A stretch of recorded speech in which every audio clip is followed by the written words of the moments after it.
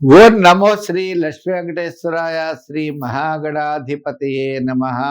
శ్రీమత్ పయోనిధి నికేతన చక్రపాణే భోగీంద్ర భోగమణిరాజత పుణ్యమూర్తే యోగీశ శాశ్వత శరణ్య భవాబ్దిపోత లక్ష్మీ నృసింహ మమదేహి కరావలంబం. ప్రేక్షకుల నమస్కారాలు తెలియజేస్తూ మనం ఈ వారం రాశి ఫలాలు తెలుసుకుందాం. ఫిబ్రవరి 1 నుంచి ఫిబ్రవరి 7 వరకు ఉన్నటువంటి గ్రహాల యొక్క పరిస్థితులను అనుసరించి మనం రాశి ఫలాలు తెలుసుకుందాం. మనం ఈ వారం రాశి ఫలాలు ఎలా ఉంటాయి, గ్రహాల యొక్క పరిస్థితి ఎలా ఉంటుంది అంటే, మిథున రాశిలో గురుడి యొక్క ప్రభావం ఉంటుంది. అలాగనే సింహరాశిలో కేతువు, కర్కాటక రాశిలో రవి, కుజ, బుధ, శుక్ర గ్రహాలు, అలాగే కుంభరాశిలో రాహు, మేన రాశిలో శని, చంద్రుడు, కర్కాటక, సింహ, కన్యా రాశుల్లో చంద్ర సంచారం ఉంటుంది.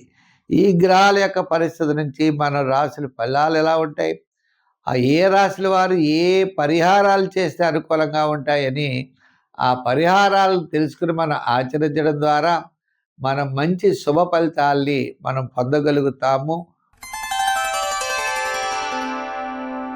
తులారాశి.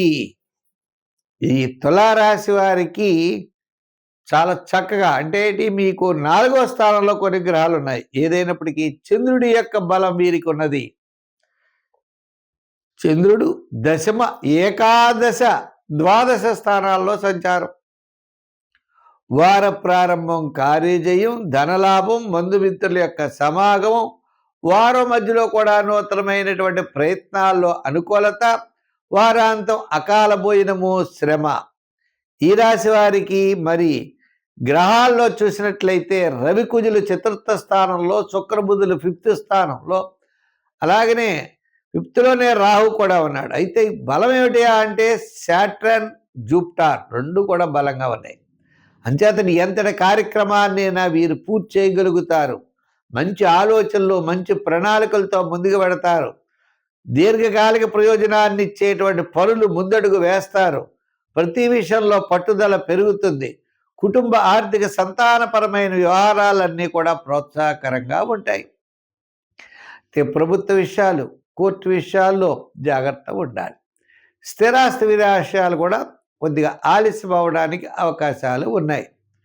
అంచేత ప్రతి పనిలో కూడా మంచి ఆలోచనతో ముందుకెళ్ళేటువంటి పరిస్థితులు ఈ రాశి వారికి ఉన్నాయి. మరి ఉద్యోగపరంగా మనం చూస్తే ఇబ్బందులు అంటే ఒత్తిడి ఎక్కువ ఉంటుంది.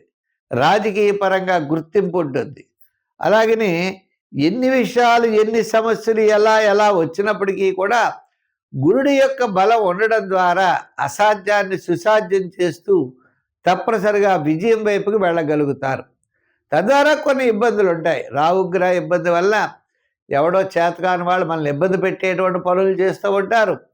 అలాగే ప్రభుత్వ సంబంధించిన వ్యవహారాల్లో కొంత వ్యతిరేకత ఉంటుంది.